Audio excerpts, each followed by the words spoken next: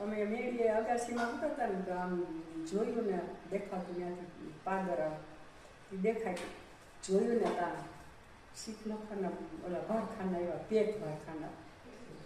એને માથે જોવાનું હોય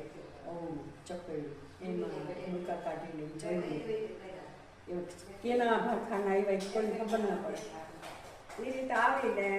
બધે ગયા હતું ને ઊભા રાખી દીધા બધા ઉતરીને કોઈને પછી ત્યાંથી હલવા ના દીધું બધાને કયા આવ્યો તે બધા ચોખ્ખા આવ્યા મુસલમાન શોકમાં છોડે ઉપર બેહાડીને ઓલા બારોટિયાને ઓલાની સંબંધીને માર્યો બેને માર્યા એ આમ જોવાઈને એવા માર્યા હું બરાબર પરસોત્તમ બાપાને કે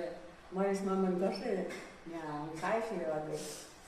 રામુ મહીસી આટો દેવા આવ્યા હતા રાજકોટથી હું તો ત્યાં રહ્યા જોવા ઓલા બધા ફૂટાની મેળી છે ને કુંભારની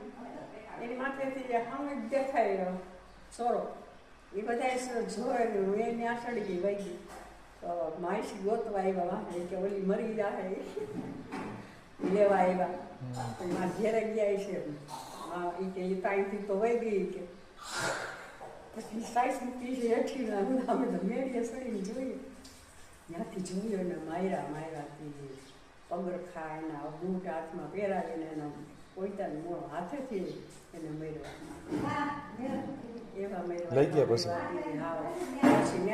બધાને કઈ આવ્યો એક મુસલમાનને જેવીને બધાને આમાં પૂરી દીધા છોકરા લઈને ભાગ્યા વસ્તુ કાંઈ લઈને ગયા એમનું કર્યું એ બધું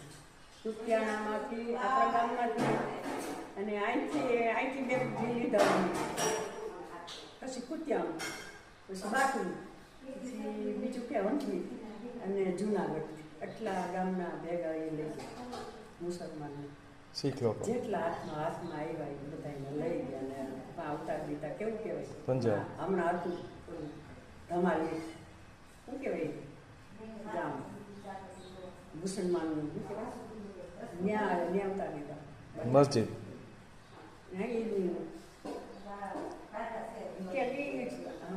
મને નામ ના આવડે પાછું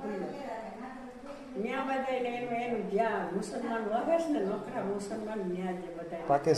પાકિસ્તાન છે ત્યાં એ બધાને ઠલવી તે નિરાજ થઈ ગઈ કઈ મરી ગયા હોય તો બધાના ખેતરના ભાગ પાડી દીધા હું ખેતર મારું પછી આ સોરો છે ને એ મસ્જિદ કરવી એ હવાલ